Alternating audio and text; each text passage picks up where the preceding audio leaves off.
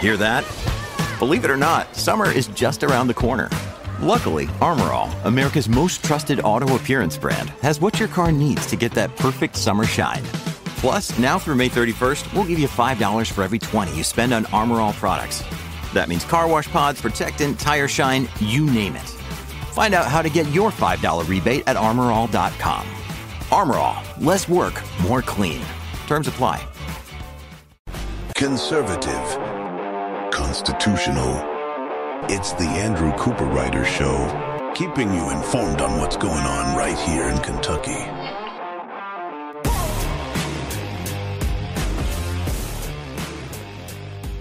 Today on the Andrew Cooperrider Show, we'll take a look at two Lexington City Council races real quick to tell us that perhaps not everybody in Lexington is completely crazy and there may be some hope for the city yet. We'll take a look at these two races in Council District 1 and Council District 4, where the characters that were running for office and the results tell us an interesting story. Then for Frankfort City Commissioner, we'll be discussing, taking a look at that race, how those turnouts are looking, and how it points to how important it is for your local county parties and county organizations to actually get involved in the process of getting Republicans elected, not just sit around drinking tea, talking about the scuttlebutt around town, but to actually get out there and bring people to the table. And what does that take? We'll be covering that. And then finally, Linda Blackford wrote an op-ed about the primary elections, and once again, it reminds me how these media people are just not that smart. And also, Killian Timoney was heavily quoted within the article, just living in some sort of weird fantasy world that just doesn't actually exist, but he's cooked up. But before I dig into all of that, I want to take a moment to talk about a woman who's been indicted from a grand jury, a Brittany Joyce May, who's 35 years old, and she was working for Cabinet for Health and Family Services and stole $440,000, they suspect, from about late 2018 to early 2023. So over 5-ish years, she stole over $440,000. That's a pretty interesting story for a few reasons. One, obviously, from the sheer wasteful side of things, protecting our tax dollars, making sure they don't get just flushed down the drain, seeing that somebody was able to, over the course of several years, steal essentially $100,000 a year from the taxpayer, makes you ask some questions about what kind of controls do we have in place to stop these kinds of behaviors. Absolutely ridiculous. But also, there has been a lot of problems at the Cabinet for Health and Family Services that this is just another issue on top of that giant pile of what a horrible job Beshear is doing in that particular cabinet. So how did Brittany Joyce May actually steal the money? What happened? Well, apparently, according to sources on this, according to the articles and the police reports on this, what she was doing was she was working in the department dealing with the payments to people for fostering children. And she would go in to the accounts of these people, the accounts that they have with the state, not their bank accounts, but the profile they have with the state that tells them the bank account to put it into, and then she would change the bank account numbers in people's that they're supposed to get deposited their money to one of her bank accounts. She apparently had 5 or so bank accounts, and she would change the bank numbers in the system, so the foster payments that were supposed to be going to this mom or dad or family or people that were not biological mom, but foster mom, foster dad, people that were taking care of kids in foster care. And instead, the money would go to her bank account, which leaves my first major question with this entire incident is how did nobody notice? Like, how'd she get away with this? She was stealing over $100,000 a year this way. That's a fair amount. Is it that common for the foster parents to call in and say, I didn't get my payment, and then be like, oh, oops, just made a mistake, doop, boop, boop, and then not investigate it like any further at all? Is that what they're doing? If so, that's extremely wasteful. That's not a good use of our tax dollars, of course. Not the kind of thing you'd see ever a private company doing. No, that's the kind of things that you would see somebody who's spending money that's not their own doing. So that's one of the first questions I have. How did this go on and it not get caught? Because you got to think, right? Like a foster parent, money doesn't show up in their account, and then they call and they say, hey, look, this money didn't show up in our account. We didn't get paid for the payment from the state. We need to get that payment. And then they go in and what? They're not tracking who's accessing the bank account information for these people and changing them. They didn't realize, like, hey, it's always the same 5 accounts that it accidentally is getting deposited into. And they're not realizing that, well, who's been accessing these? Oh, it's been Brittany. She's been accessing these. So obviously that should raise some red flags, like right away, like within the first few months. Or is it that, like I said, it would have to mean that it's incredibly common for parents, foster parents, people fostering children to call into Cabinet for Health and Family Services and say, we didn't get paid. And Cabinet for Health and Family Services does no checking on it, it would mean, does no follow-up on this. They just sit down, they issue the checks. Which, it's just ridiculous. It's just ridiculous. And then let's throw that in with another problem during the same time that the Cabinet for Health and Family Services was having. And you may remember this, that the Cabinet for Health and Family Services was having kids sleep in their offices on the floors during this time. That when they would get children and they would either not be able to find placement, not because there isn't openings for them, but typically what was going on was you had some troubled youth, foster people didn't want to take because they were, maybe they're violent or causing issues. That was the story, at least.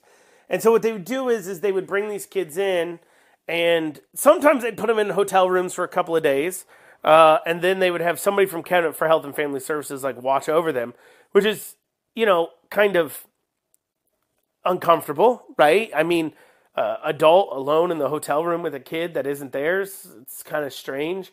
But I'm sure I don't want to impugn anything upon the Cabinet for Health and Family Services there. I'm just pointing it out, a little uncomfortable. But when they weren't doing that, what they were doing was they were going ahead and having them sleep on the floors of offices and then going over to like the YMCA to shower. And this was a big story. It's been a big story. It's been under investigation. And what's funny is the Cabinet for Health and Family Services director, who's just incredibly incompetent, last year, he was in a hearing in front of the legislature, and they were asking him, you're having all these big issues, these big problems. What can we do to help you fix it? Is there anything we can do here to go ahead and help this get accomplished? How much money do you need? What do you need from us? And lo and behold, the person in question didn't have an answer for them. He had no ask. He didn't ask for more money. He didn't ask for anything. In fact, he said, well, we could build like a special facility for them, but by the time that would get built, we're trying to solve this now. Well, a big thing that could have helped you maybe solve that now would have been $440,000 that went missing.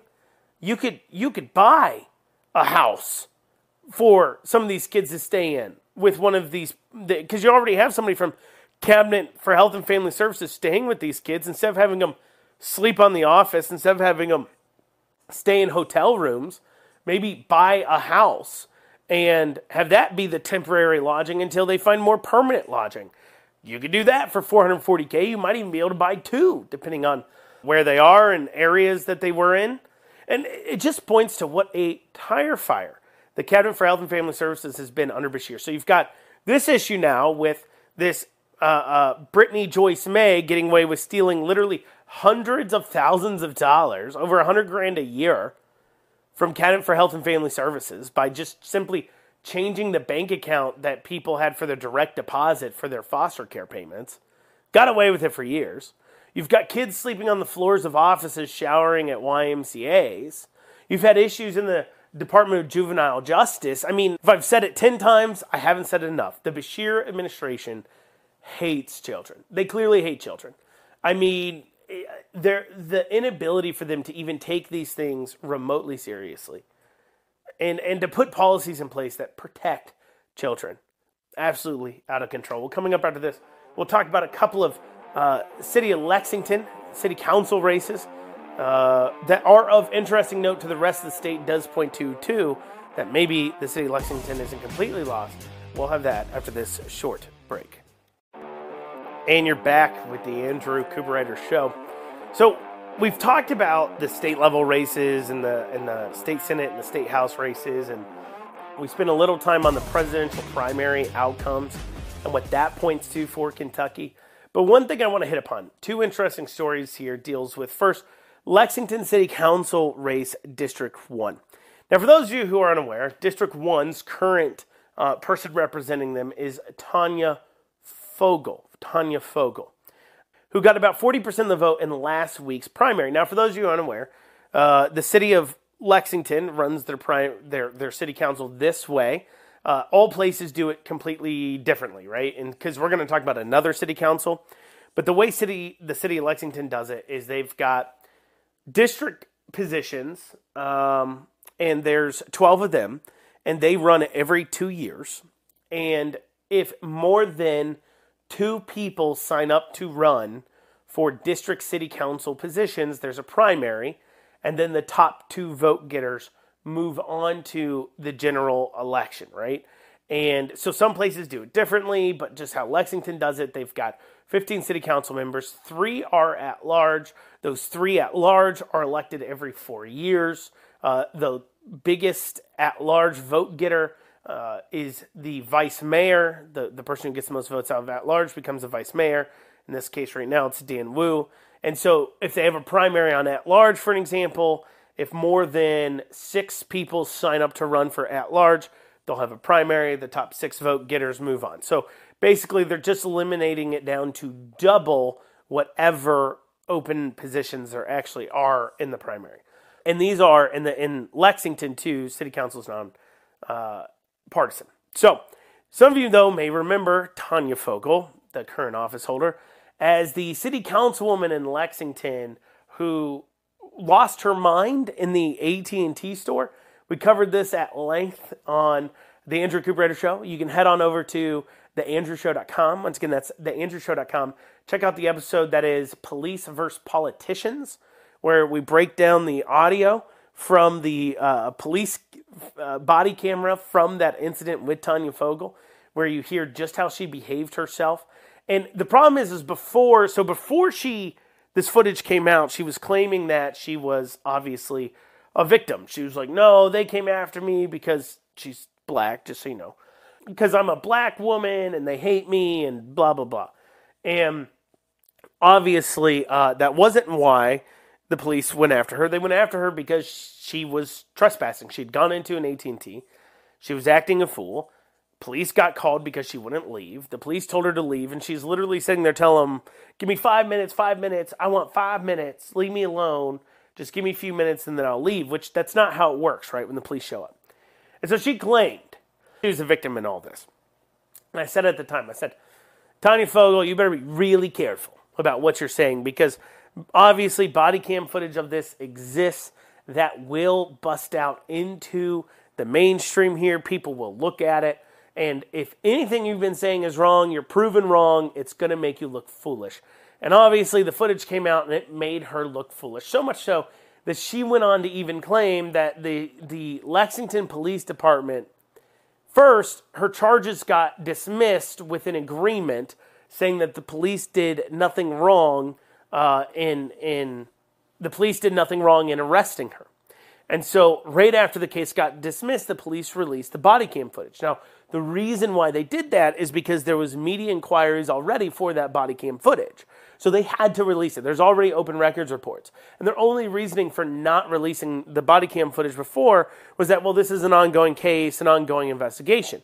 But the minute that the case got dismissed, they were now free to go ahead and release it as requested because, well, obviously, there was no reason to hold on to it anymore. And if this was a police incident involving literally anybody else, and the police, Tanya Fogel would have been calling for that footage to be released. She'd be saying, release the body cam footage. We got to see what these cops did, these awful people. But what'd she say when they released the footage? Well, she claimed that the city of Lexington and Lexington Police Department only released the footage in order to indict her in the court of public opinion because they were unhappy with the outcome from the justice system. And so they decided they'd go ahead and release the footage to make her look bad. Even though they, of course, had to release it, sorry. Well, then she goes on, after the footage gets released, and obviously she looks just awful in the footage, she goes on to say that the police are trying to affect what people view her as, and they should actually have released the store camera footage, too. Not just the 2, 3, 4 officers' body cams that they released, but actually they should have went to AT&T and asked for the store camera footage because, I don't know, I guess in her mind she thinks that somehow that would make her look better. And then she went on to claim that they doctored the footage, and she has footage on her phone, which we saw in the body cameras, her recording, and that she had, and her footage doesn't line up with theirs. So in this entire thing, she's acting a fool. When the police show up, she pulls the I'm a city council person card, she pulls the race card, she gets arrested, then afterwards she goes on to say the police are all awful, they should never arrested her, and then when her case gets dismissed and the body cam footage is released, she then goes on to say, they're only releasing this to make me look bad, they don't trust justice, and then she went on to then claim there's some conspiracy against her and they're altering footage. All of it ridiculous, and I thought, if I was to be honest, I thought she wouldn't really pay the price for it. I mean, she's crazy in general, right? We've seen her getting upset over city council seating charge that literally just sat people 1 through 12, like 1, 2, 3, 4, 5, 6, 7, 8, 9, 10, 11, 12, like the seats are in a half circle, so 1 was down on the end, and she was upset about that. She called it racist to seat people based on numbers and said that she cries a lot, so she needs to be closer to the door. It was all quite ridiculous. Now, I didn't actually have high hopes, though, that she would have to pay the price for this at the electoral box, but things are looking bad for her in November, because the vote totals came in, and Tanya Fogel only got about 40% of the vote, and she was running up against a Tyler Morton, who got 60% of the vote. Now, you said, Andrew, there's they were running in a primary, shouldn't there be a third person? There was a third person, some random guy, no idea who he is, who got 60 votes. That's why there was a primary, because there was a third guy in there who shouldn't have ever been in there. I mean, if you're only going to go out and campaign enough to get in 60 votes, maybe you shouldn't be running at all. And the concern there is obviously that Tanya Fogel has now seen that she's in trouble, and so she's going to hit it even harder. She's kind of gotten a pre-glimpse at the fact that she's going to get voted out, so she's going to go hit it even harder, trying to win over those people. But all the Tyler Morton has to do is hold on to his 60%, and Fogel will be out. And I have to think it's in large part due to a lot of her antics. The police antics, the racism antics. At one point, she went on the news and told all of her constituents that they're awful people for calling the police to remove homeless people off their private property. That's a real thing she did. She told her own voters to stop calling the police to remove homeless people off their property. Absolutely insane. So she's paying for that. And there's one other result that gives me a little bit of hope that maybe Lexington hasn't lost its way completely. And that comes in Council District 4, where there's a 3-way primary between the incumbent, who's Brenda, the incumbent, and then a John Marquette, and then a Emma Lee Curtis, who is a mentally ill dude. Emma Lee Curtis is a guy that thinks he's a woman and is running for city council in Lexington. And, you would assume that Lexington's such a liberal inferno of liberal policies that are literally destroying the city at this point, causing incredibly high housing, crime issues, dirty. You can't even go downtown. I don't feel safe going downtown anymore. Maybe you do. But personally, I avoid downtown like the plague because there is a massive amount of homelessness going on downtown, and it is not being addressed at all. So you'd figure that Lexington has completely lost its way, but perhaps maybe not. Because, of course, I would assume that they would sit there and say, look, Of course we need to get rid of the incumbent for this mentally ill dude named Emma Lee Curtis. Yeah, we love transgender people. We need crazy people representing us. That's what we need to bring in. But however, the results were Brenda, the incumbent, got 48%, Emma Lee Curtis got 30%, and John Marquette got 22%. So John Marquette's out, so it's not like it's the last we're going to see of Emma Lee Curtis. It's not the last we're going to see of this guy who really needs to just seek mental help. No, we are going to see him on the ballot in November, but the incumbent, which I'm not going to say I particularly like the incumbent, but if I have to choose between a person who votes awful and has horrible policies and a person who will vote awful, has horrible policies, and is obviously largely mentally ill, well, I'm not completely suicidal myself, so I'm going to go with the former. I disagree with them, but at least they're not mentally ill, right? But Brenda's going, that 22%, I mean, if that's an anti-incumbent just feeling, and it doesn't get split evenly, if it gets split evenly among Brenda, the incumbent, and the transgender dude, well, woman, dude that thinks he's a woman, if it gets split evenly between them, Brenda will hold. In fact, pretty much almost 90% of it could go to Emily Curtis, and Brenda would still hold that position.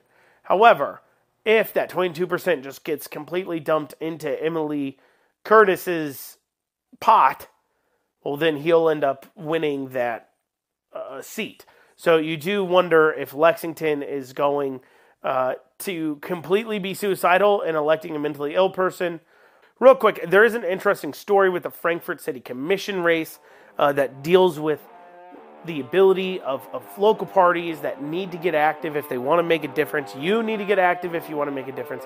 Interesting story there, and then we'll have the Linda Blackford story. After that, you listen to the Andrew Cooperrider Show. And you're back with the Andrew Cooperrider Show. So Frankfort had its city commissioner primaries. 8 could move forward, so there's 4 seats. I'm assuming there's 4 seats open for them to run for, and so the top 8 vote getters were going to move forward to the general. However, they wouldn't normally have had to have this is real funny. 2 of the people dropped out, so there's 8 open seats going into the general. 8 people could move forward. Like 9 had signed up to run, or 10 had signed up to run, but then 2 dropped out. And so everybody was moving forward anyways, but they still had to have the primary because they dropped out too late. Because if they dropped out early enough, then they could have announced there wasn't going to be a primary. So they just held a primary for no reason. But anyways, putting that to the side. But we saw some massive turnout from the Democrats to get such high vote totals for the Democrat nominees. I believe out of the 7 that are running in November, only 2 of them are registered Republicans. Maybe it's nonpartisan, but I believe 2 of them are registered Republicans. It is a well-known thing that the Democrat Party in, they're in Frankfort, does the work. Okay, the Franklin County Democrat Party, which is the county, of course, that Frankfort's in, does the work to turn out the voters, does the work in order to actually, this city stays pretty liberal. I mean, there's this big election that took place 2 years ago between Joe Bilby and Judge Philip Shepard for Circuit Court judge. And these are incredibly important positions. These are the most important judgeships, basically in the entire state, outside of perhaps appeals and, of course, state Supreme Court. Why? Well, because this circuit court, Franklin Circuit Court, gets to hear all the state constitutional challenges against laws that have been passed. So if a law is passed in Kentucky or Kentucky's doing something that is somehow unconstitutional at a state level, at a federal level, it goes into a federal court. But at a state level, well, then it goes to the state courts. And the first judge to hear them are the circuit court judges in Franklin County. And so Judge Philip Shepard, he's well known for being a liberal hack. The Bashirs love this guy. Love this guy being in there. He will bend over backwards to do their hard work for him. He's been shellacked, famously during COVID. He stopped bills that the legislature had passed to rein in Bashir and his mandates and lockdowns. And Philip Shepard put a stop to that. Ended up extending out the amount of time that the mandates were in place for months and months and months, until finally the state Supreme Court stepped in and ruled and said, no. Judge Shepard was completely wrong. He should have never done this. They actually kind of reprimanded him a bit for doing this and saying, look, you're way off your rocker, you're way off base. But that's why that judgeship's so important. And so it became extremely expensive, hundreds upon hundreds of thousands of dollars. And so Judge Philip Shepard, Democrat supported, probably a registered Democrat, and I don't know for certain, but I'm assuming so. Big, the Bashir's big supporters of him. And then he had Joe Bilby. He is at the time he was, I believe, I don't know if he still is or if he stepped aside and then he became it. But to give you an idea of how tied in he is with the county there, he is the Franklin County Republican Party chair. And he was also working as an attorney in the ag department for Ryan Quarles. I believe he was chief counsel for the agricultural department. And so he's plugged in with the Republicans and goes out there and tries to run a really hard race, and just it doesn't go well for him. Just doesn't go well. And we see the same thing go on last week in Frankfurt, where the city council people there that are Republicans just get a shellacking. And this really has to deal with, because the registration there isn't that far off from a lot of other counties that we see Republicans do really well. And a lot of this has to do with the fact that the parties there, the Democrat Party is very active. And I think this needs to be a story for all the county parties, the people out there looking to get involved. They need to be able to get active and get people involved. We see so often people show up, they want to get active, so they show up to their local parties, and they never come back. Why? Because there's nothing for them to do. Let me give you an example. Let's say you want to get active in Fayette County, in Lexington, or you want to get active in Louisville, or you want to get active in one of those counties, right? You show up at the county party, okay? You can't talk, you can't ask questions, and you will not be able to talk, ask questions, or vote until you get put onto the executive committee. In order for that to happen, there would have to be a vacancy. And then you would have to run for that vacancy and get chosen for it by the rest of the executive committee. And so you show up one meeting, maybe two, you're like, I'm ready to get active, I'm ready to volunteer, I want to make a difference in my country. And there's nothing for you to do on the grassroots level. And most of these county executive committees also don't have a person who's coordinating the volunteer effort. So you show up, you want to get active, let's get you signed up, and then let's get you doing something, right? That would be what you'd want to do. You want to get people doing things right away. But they don't do that in a lot of these other counties where they have what's called a executive committee. Now, certain counties, like Jessamine, have something called a county committee. And that is where each precinct within the county, you can have three people, the precinct captain, the co-captain, and the youth captain from each of those counties, that then become voting members at the meetings about the party and what it will do. What this ends up doing is creating, when you go for this switch here, and you can make the switch on what's called reorg years, which always happens right after the presidential election. For those of you unaware, every year after the presidential election, your county parties will have a county convention, a reorg convention, where you can turn out, even if you're not on the executive committee, and you get to vote for, it's an arduous process. I'll explain everything how it works when we get to that in a year from now. But basically, it's a chance for you to weigh in and get involved. And you can switch to that. But by becoming a county committee, what they've done is you create 3 open seats for every precinct, and you end up with, county committees that can be 100, 200 people strong. And so, take Boone County, for example. They gnash their teeth about Boone County because they don't like how Boone County got involved in some primaries up there as a party, because they said, look, we're not going to continue supporting. We believe the point of the Republican Party platform, or the Republican Party, is to forward the Republican Party platform. So we're not going to allow fake conservatives, not real Republicans, throw ours next to their name and then expect us to just go along with it hunky-dory and give them the support. And the reason why the Boone County Party, it is one of, and it's funny because the establishment gnashes their teeth, they hate them, they hate what they do, but at the same time, they're like the largest party in the state. Though they're not in the largest county, they're the largest county party in the state. At each of their meetings, well over 100 people show up to these meetings. And a part of it is because, one, they give them something to do.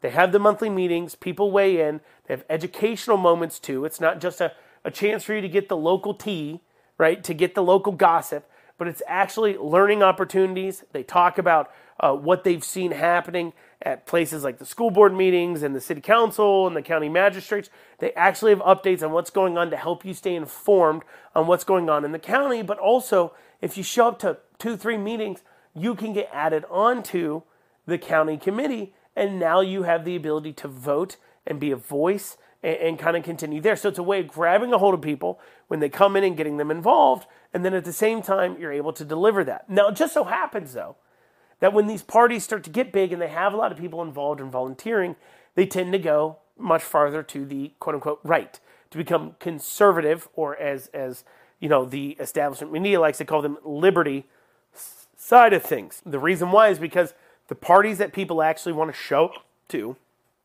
that people actually want to get involved with, are the ones that are representing their values. And their values are, hey, look, we're tired of the establishment, we're tired of the McConnellites, we're tired of this, we're tired of fake Republicans. We want to see our country won back, and we're not going to do it when we have a bunch of people sitting on their hands or enabling it or even voting for it and not realizing how serious this is. Well, coming up after this, we'll talk about Linda Blackford. She wrote an op-ed, points to just how uninformed the media is, and on top of that, it has a few quotes from Killian Timoney that I find just fascinating. We'll have that after this short break. And you're back here in this final segment of the Andrew Cooperrider Show. So Linda Blackford is a opinion columnist she writes for the Herald Leader. I think she also writes for like the Kentucky Lantern, I think possibly. She writes for a few different publications, I do believe. But she's an opinion columnist, obviously to the left. Now let's just pause here for a second. Okay, this is a local newspaper, all right? Why is it that you never find a right-leaning opinion columnist at these places? I mean, even they'll admit, Linda Blackford will admit she's a liberal, and she's far to the left, and she knows that. Why do you never find a person on the right at any of these things? Let's just pause on that for a second and think about that. I love to hear the media, Al Cross on election night coverage says, oh, the local media is dying, and that's causing people to buy into ridiculous candidates and blah, blah, blah. Well, the local media wouldn't be dying so much if it wasn't for the fact you were so determined to upset over half your reading base for most of these people. I mean, Herald Leader, granted, Lexington is mainly liberal, but when you go out to the outlying counties, you see that they're mainly conservative. And so their actual area that they cover, central Kentucky area, what you'll find is that they're alienating over half their leadership when they do these kinds of things. But anyways, Linda Blackford wrote an article called "A Kentucky Republican Voted His Conscience and Paid Clearly for It." Killian, and what she's talking about voting your conscience here. She's talking about Killian Timoney getting removed from office, and they believe, zeroing in on his votes when it came to Senate Bill 150, where he voted yes on allowing doctors to do sex change operations on minors. He voted to not protect women's sports, to allow men to compete against women. He voted to allow kids in K-12 education to use the other gender's bathrooms if that's what they identify as. I mean, the list goes on. And so to Linda Blackford, he's voting his conscience, right? Now, of course, she's sitting here saying, oh, well, he paid dearly for it. He's voting his conscience, but he's paid dearly for it. Well, no, he's not actually voting his conscience. See, maybe he was voting his conscience, true, but he wasn't voting with his party. He didn't pay dearly for voting his conscience. He paid dearly for saying, I'm a Republican, but yet his conscience, his morals, and his principles were not that of a Republican. But there's a few things in this article I want to point out, okay? First, we hear a lot of coping from Timoney in this article in these quotes. And I want to go through a few of these quotes. So Timoney says that Thomas Jefferson worked harder than he did.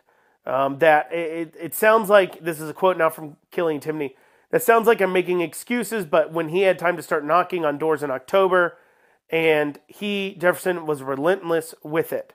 What Timoney is saying is that Thomas Jefferson started knocking doors, hitting doors early on, and that Killian Timoney wasn't able to, get out there, he felt quick enough.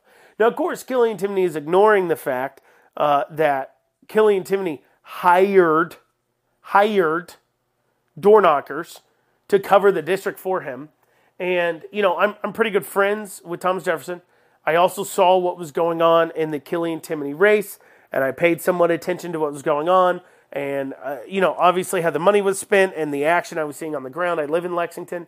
And I can tell you this firsthand, Killian Timoney's door knockers hit more doors than Thomas Jefferson's did. They did.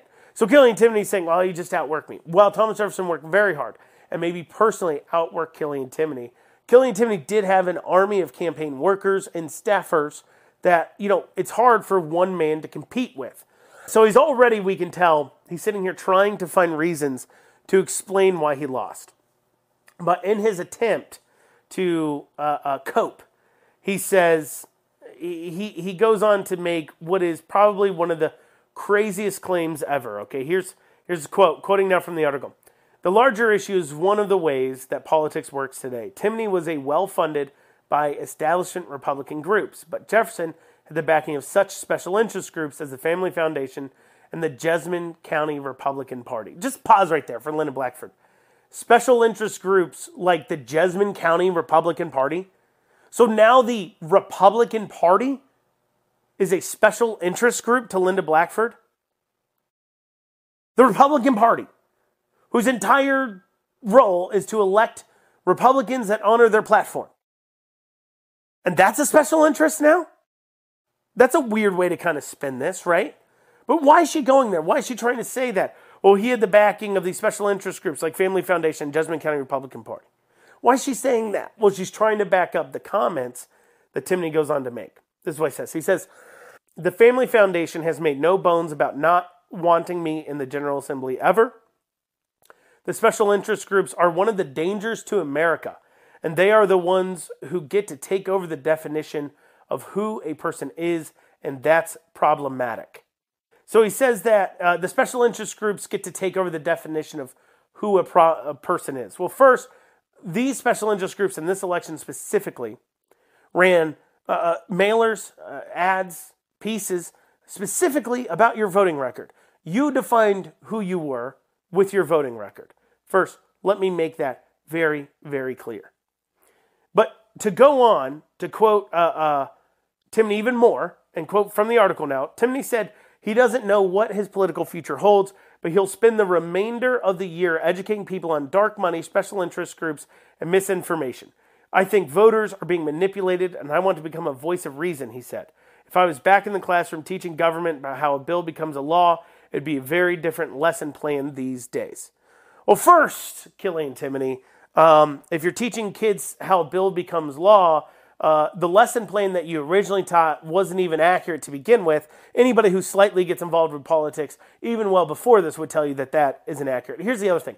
It is so ironic and personally shocking to me that Killian Timoney, who received $500,000 in backing from places like the horse tracks, from places like the teachers' unions, from places like the Kentucky Medical Associations, the hospitals, the horse tracks, the teachers' unions. And he's going to tell us about dark money, and he's going to tell us the dangers of the special interests, defining who people are. You took more money, 10-1 more money than Thomas Jefferson's campaign, who didn't actually take, but they spent on his behalf. But on your behalf, money from these special interest dark money groups spent 10-1 what Thomas Jefferson's did. And yet you're going to be the white knight to save us from dark money and the dangers of it? And he never exactly explains, though, how they defined him and how that was wrong. He never pointed out exactly what they did that was wrong, because nothing that they did was actually wrong. Nothing that they did to call out Timoney for his horrible voting record was inaccurate. It was how Timoney voted. It was the result of his votes. Yes, he voted to allow doctors and parents to decide to go ahead and cut off the healthy body parts of children because they believe they're a different gender and make permanent life-altering decisions. That is what he voted. That is what he did. Period. There's no amount of retconning. There's no amount of changing things. And you can just be mad. You're just mad that somebody told people about it. That's what you're mad about. And you can try to cope all you want to and explain away how you lost so badly. Because what you don't want to admit is the fact that you were never representing the Republican Party in the first place. It's incredibly hard for him to admit that. Now, there's one other thing from this article that just points to Linda herself being just incredibly dumb and stupid. And that's this quote here, talking about the Aaron Reed, Ed Gillum, and Adrian Southworth race. Okay, here's what it says. Senator Adrian Southworth R. Lawrenceburg, whose kooky election denial should have made her a favorite with the Liberty wing, lost decisively to even more conservative candidates still battling it out on Wednesday. So her quote there, her assertion is that Senator Adrian Southworth, not as conservative as Ed Gilren, and I guess you'd say Aaron Reed. And true, Aaron Reed doesn't follow up on the election stuff, the what does she call it? The kooky election denial, quite as much as Adrian Southworth does. It isn't his specific issue. I mean, obviously he takes issue with it, but isn't his specific issue. True, that's true. But from where Linda Blackford is sitting, and you just heard her call the Republican Party a special interest group, so you know she's sitting pretty far to the left, okay? So from where she's sitting, in what world would you think that Adrian Southworth, not the farthest to the right in Linda's vision, you know, I don't like to use that kind of like far to the right, whatever, but from Linda Blackford, these are the terms she's using. In what world does anybody describe Aaron Reed and Ed Gowron as farther right than Adrian Southworth? But yet that's what she wrote. These people are incredibly uninformed, and it makes absolutely no sense why they continue to have jobs. They wonder why their papers are dying. They wonder why local media is dying. This is why you all are giant jokes. Well, y'all, that's what we have time for today on the Andrew Cooperrider Show. We'll see you back here tomorrow. Have a great rest of your day.